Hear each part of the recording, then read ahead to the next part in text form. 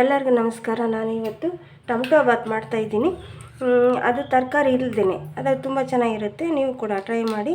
ಬನ್ನಿ, ಫಸ್ಟ್ ನಾನು ಈ ಜಾರಿಗೆ ಟೊಮಟೊನ ಹಾಕ್ಕೊಂಡು ಪೇಸ್ಟ್ ಮಾಡಬೇಕು. ನೋಡಿ, ಒಂದು ಜಾರ್ ತೊಗೊಂಡಿದ್ದೀನಿ. ಇದಕ್ಕೆ ಟೊಮಟೊನ ಹಾಕ್ತೀನಿ.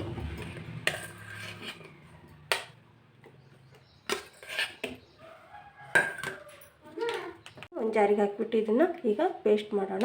ನೋಡಿ, ಕುಕ್ಕರ್ ಇಟ್ಬಿಟ್ಟು ಎಣ್ಣೆನ ಹಾಕ್ತಾಯಿದ್ದೀನಿ. ಎಣ್ಣೆ ಕಾಯ್ತಾ ಇದೆ. ಈಗ ನಾನು ಇದಕ್ಕೆ ನೋಡಿ ಎಣ್ಣೆ ಕಾದಿದೆ. ಒಂದು ಸ್ವಲ್ಪ 2 ಪಲಾವ್ ಎಲೆ ಮತ್ತು ಚಕ್ಕೆ, ಸ್ವಲ್ಪ 4 ಏಲಕ್ಕಿ ಮತ್ತು ಲವಂಗ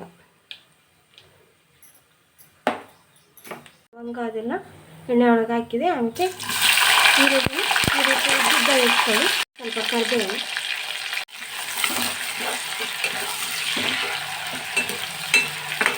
ನೋಡಿ ಇನ್ನೂ ಒಗ್ಗರಣೆ ಎಷ್ಟು ಘಮ ಘಮ ಬರ್ತಾಯಿದೆ. ಹಾಗೆ ಈಗ ನಾನು ರುಬ್ಬಿರುವಂಥ ಟೊಮೊಟೊನ ಹಾಕ್ತಾಯಿದ್ದೀನಿ.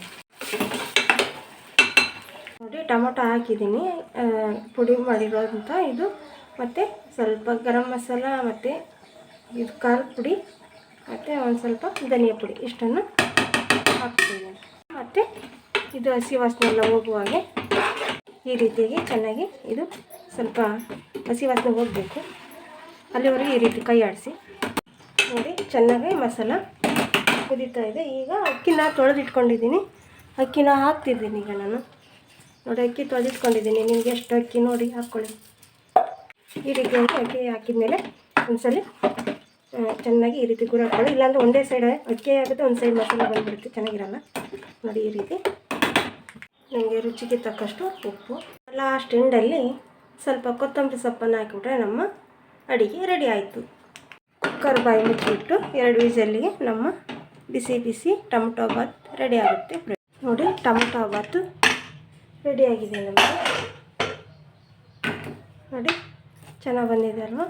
ನೀವು ಕೂಡ ಇದೇ ರೀತಿ ಮಾಡ್ಕೊಳ್ಳಿ. ನೋಡಿ ಫ್ರೆಂಡ್, ಬಿಸಿ ಬಿಸಿ ಟೊಮಟೊ ಬಾತು ರೆಡಿ ಆಯಿತು. ನೀವು ಕೂಡ ತರಕಾರಿ ಇಲ್ಲ ಅನ್ನೋ ಚಿಂತೆ ಬಿಟ್ಟು ತರಕಾರಿ ಇಲ್ಲದಿರುವಾಗ ಈ ರೀತಿ ಕೂಡ ಒಂದ್ಸಲಿ ಟೊಮಟೊ ಬಾತು ಟ್ರೈ ಮಾಡಿ. ಹೇಗಿದೆ ಅಂತ ಕಮೆಂಟಲ್ಲಿ ತಿಳಿಸಿ. ಹಾಗೆ ಹೊಸಬರಾಗಿದ್ದರೆ ಸಬ್ಸ್ಕ್ರೈಬ್ ಆಗೋದನ್ನು ಮರಿಬೇಡಿ ಫ್ರೆಂಡ್. ಹಾಗೆ ಒಂದು ಲೈಕ್ ಕೊಡೋದನ್ನು ಮರಿಬೇಡಿ. Thank you friend.